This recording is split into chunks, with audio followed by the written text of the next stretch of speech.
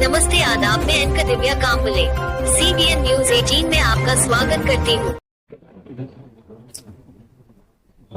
सामान्यांचे प्रश्न, या भागाच्या विकासाचे प्रश्न, विद्यार्थ्यांचे प्रश्न, महिलांचे प्रश्न, युवकांचे प्रश्न, शिक्षणाचे प्रश्न, मूलभूत विकासाचे प्रश्न, या सगळ्या बाबींना स्पर्श करणारं अशा प्रकारचं काम सातत्याने लोकमतने केलं.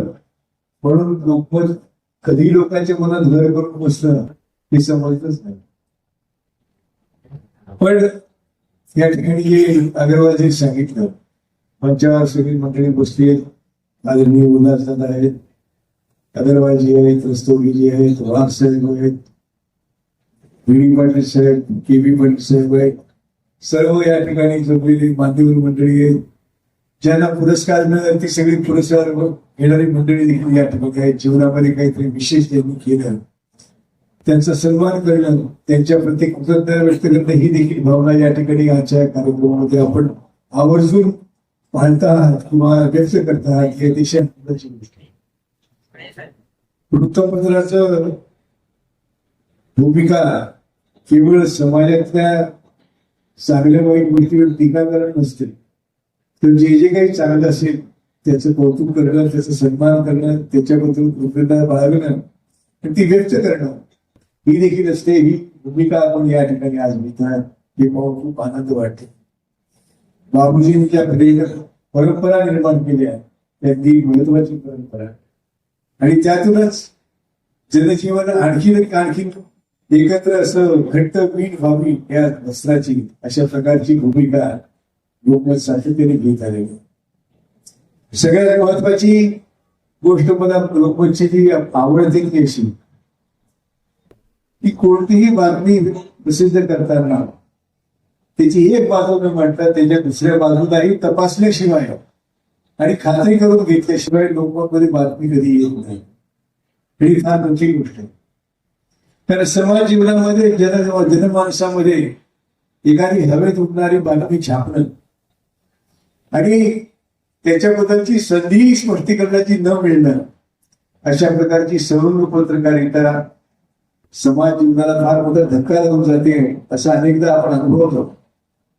परंतु बाबूजींनी एक कटाक्षाने हा जो नियम आखून दिला होता तो आपण आजही पाळला, याबद्दल देखील लोकमत परिवाराचं मनापासून अभिनंदन करतो. स्वर्गीय बाळासाहेबांची आणि बाबूंची अतिशय जिव्हाळ्याची संबंध होती. कॉलेज जीवनापासून त्यांची मैत्री होती. स्वर्गीय वसंतरावजी नाईकांच्यामुळे तर बाबूजी आणि बाळासाहेब हे भावंडासारखे एका ठिकाणी सातत्याने काम करत होते. समाज राजकारणामध्ये ते काम सातत्याने करत होते, समाजकारणामध्ये ते काम करत होते. हे मला आठवतं की जेव्हा जळगावमध्ये लोकमत आणायचं बाबूजी ठरवलं, तर बाबूजी पहिल्यांदा बाळासाहेबांची भेट घेतली आणि त्याला सांगितलं, बाळासाहेब आता लोकमत जळगावमध्ये येत नाही. बाळासाहेबांनी सांगितलं की तुमचं मनापासून स्वागत. आम्हाला लोकमतची आवश्यकता होती, तुम्ही आज पूर्ण करता याचा खूप आनंद वाटतो. आणि खूप भरभरून शुभेच्छा त्यांनी लोकमतच्या पुढच्या वाटचालीला दिल्या. आणि आज आपण पाहतोय की 50 वर्ष पूर्ण होऊन गेली. भुसावळ कार्यालयात जवळजवळ 24 वर्ष पूर्ण 25व्या वर्षामध्ये पदार्पण केलं. इथल्या जनजीवनामध्ये ज्या पद्धतीने लोकमतनी स्वतःला स्थापित केलेलं आहे, स्वतःला लोकांच्या जीवनात गुंतवून घेतलेलं आहे, ते पाहिल्यानंतर खूप आनंद वाटतो, खूप अभिमान वाटतो की आपण लोकमतचे वाचक आहोत, आपण लोकमतचे चाहते आहोत. आणि त्यावर आता दुरासा अशी पडली की आदरणीय अग्रवालजी या ठिकाणी आले. स्वर्गीय शंकरनाथजी अग्रवाल यांच्या परिवारातले एक सदस्य आहे. त्यामुळे दीर्घकाळापासून आमच्या परिवारात त्यांचा अतिशय चांगला संबंध होता. आणि आज ते या 50 वर्ष पूर्ण होत असताना लोकमत आणि या कार्यालयाला 25 वर्ष पदार्पण करत असताना ते या ठिकाणी संपादक निघाले. मी त्यांचं देखील मनापासून स्वागत करतो, शुभेच्छा देतो की लोकमत लोकांच्या मनामध्ये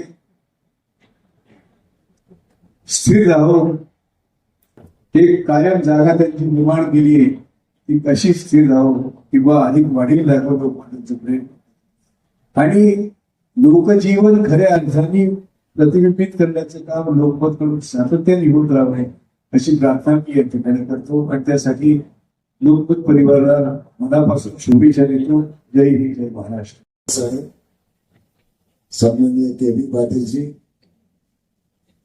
आमचे जावई आदरणीय राहुलजी वाघ पोलीस इन्स्पेक्टर, आदरणीय अग्रवालजी आणि आता ज्यांनी या लोकमतची धुरा संपादक म्हणून सांभाळली आमच्याच तालुक्यातले आणि आमच्याशी अतिशय 30-35 वर्षांपासून निगडीत असलेले श्री किरणजी अग्रवाल, आदरणीय रस्तोगीजी, आदरणीय सुजय, आदरणीय सर्व सन्मान्य पुरस्कार प्राप्त ज्यांना झालेल्या ते सर्व अतिथी आणि उपस्थित बंधू आणि भगिनींनो, आज बरोबर 24 वर्षापूर्वी जेव्हा लोकमतचा या ठिकाणी सुरुवात झाली त्या दिवसापासून तर आतापर्यंतचा जो प्रवास आहे या प्रवासामध्ये अनेक स्थित्यंतर घडली. राजकीय, सामाजिक, शैक्षणिक, कृषी या सर्व स्थित्यंतरांचे अतिशय महत्वाचे साक्षीदार म्हणून लोकमत हे दैनिक हिरहिरीने या विभागाची प्रगती करेल आणि या विभागाच्या एकंदरीत वाचकांपर्यंतची अतिशय पॉप्युलॅरिटी जी आहे ती या माध्यमातून त्यांनी 24 वर्षापर्यंत काम केलं आणि मला आनंद आहे की व्यावसायिक दृष्ट्या भुसावल विभाग जो है. अस्सलाम वालेकुम, मैं शिखर एनजीओ महाराष्ट्र का जनरल सेक्रेटरी रफ़ीक शेख. हम पिछले 2008 से मतलब तकरीबन हम 16-17 सालों से अलग अलग डिफरेंट एक्टिविटी में सोशल एक्टिविटी हम लोग कर रहे हैं. हमने मेडिकल पे, एजुकेशन पे और प्रौढ़शाला पे अलग अलग प्रोजेक्ट पे हमने काफ़ी काम किया और इसके अलावा हमने कई बच्चों को लिटरेट बनाया.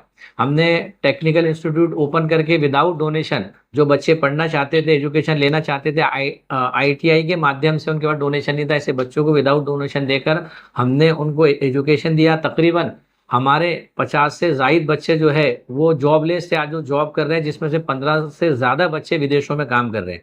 इसी तरह गवर्नमेंट की जितनी स्कीम्स आती थी जो लोगों को पता नहीं होती थी, हम लोगों को अवेयर करके उनको उसका लाभ दिलाते हैं. जैसे आपको एक छोटी सी मिसाल दूं कि हमने प्रधानमंत्री स्वनिधि योजना में तकरीबन 50 लाख रुपये लोगों को दिलवाए.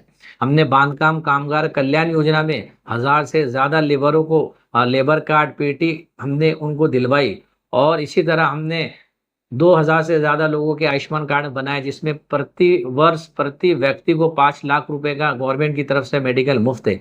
इसी तरह हमने 1500 से ज़्यादा श्रम कार्ड लोगों को बना के दिए मुफ्त में.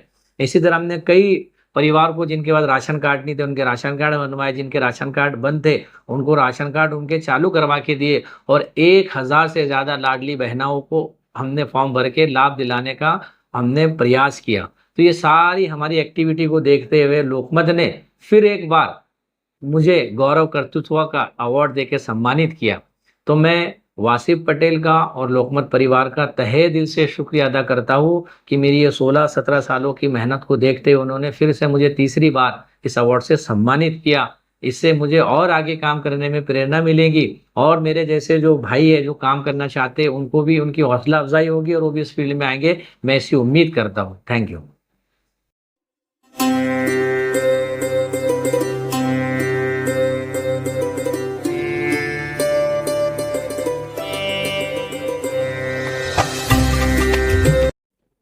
अस्सलाम वालेकुम, मैं जाकिर पेंटर 786 ग्रुप राष्ट्रीय अध्यक्ष. मैं लोकमत परिवार का तहे दिल से शुक्रिया अदा करना चाहता हूँ कि लोकमत परिवार ने मुझे इस लायक समझा और मुझे ये आपके सामने सम्मानित किया। ये सोशल वर्क के बेस पे लोकमत ने मुझे चुना और मुझे ये अवार्ड दिया है। मैं ये चाहूँगा, भारत के हर नागरिक से गुजारिश करूँगा कि सोशल वर्क एक्टिविटी इंसान ने करना चाहिए, एक दूसरे के काम आना चाहिए। मैंने सपने में भी नहीं सोचा था कि ये चीज़ से मैं सम्मानित मेरे को करेगा लोकमत। तो मैं चाहूँगा कि हर किसी को ये सम्मान मिले, जैसे कि हमारे वासिफ भाई है जिन्होंने हमें इस चीज़ से सम्मानित किया, लोकमत परिवार ने किया, और सिर्फ सोशल एक्टिविटी की वजह से।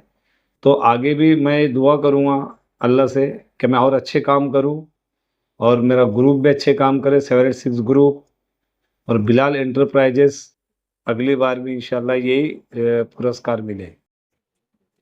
नमस्कार, मेरा नाम डॉक्टर शांतनु कुमार साहू है। मैं गोल्डन आवर हॉस्पिटल के सीईओ एंड फाउंडर हूँ।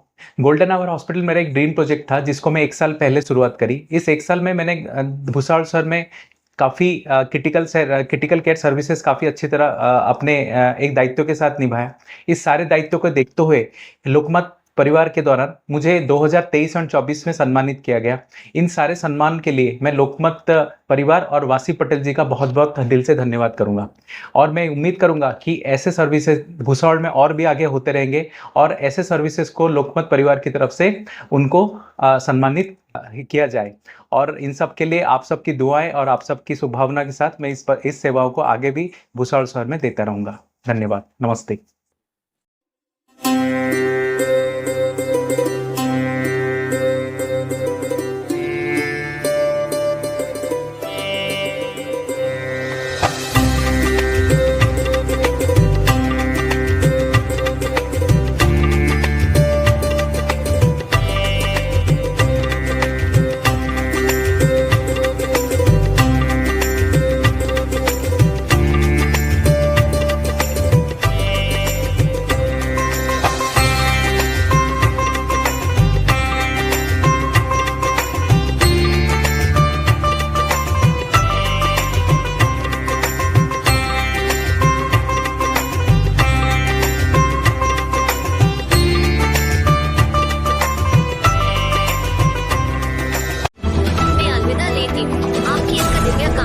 देखते रहिए CBN Press the bell icon on the her YouTube समस्या में app आपके and never साथ। miss another हर खबरों में सच्चाई से आपके पास, क्योंकि हम सच दिखाते हैं।